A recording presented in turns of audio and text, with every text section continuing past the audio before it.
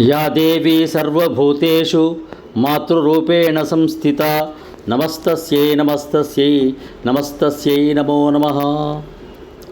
వరాహ పురాణంలో చతుర్ముఖ బ్రహ్మ చెప్పిన నవదుర్గా స్తుతి మనం ఇప్పుడు విందాం అందాం.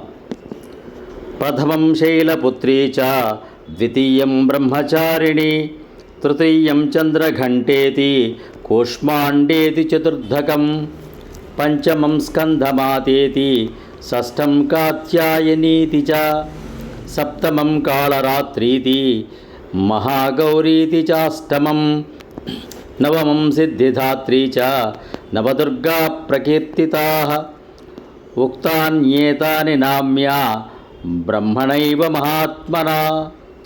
నవదుర్గలకు విడివిడిగా ధ్యాన శ్లోకాలు, స్తోత్రాలు, ఆరాధనా విధానాలు ఉన్నాయి. వరాహ పురాణంలో చతుర్ముఖ బ్రహ్మ చెప్పిన నవదుర్గా స్తుతి ఇది.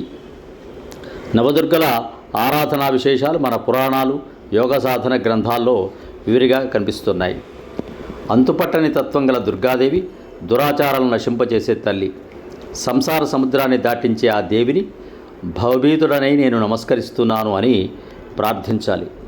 ఈ స్తోత్రాన్ని ఈ నవరాత్రి ఉత్సవాల్లో ప్రతిరోజు ఎవరైతే పఠిస్తారో వారికి సకల సౌభాగ్యాలు కలుగుతాయని బ్రహ్మ వరాహ పురాణంలో చెప్పినటువంటి ఈ నవదుర్గా ధ్యాన శ్లోకం. ఈ నవదుర్గా ధ్యాన శ్లోకాన్ని అందరూ తప్పకుండా ప్రతిరోజు పఠించండి. ఆ అమ్మవారి కృపాకటాక్షాలకు పాత్రులు కండి. స్తోత్రం మరొక్కసారి.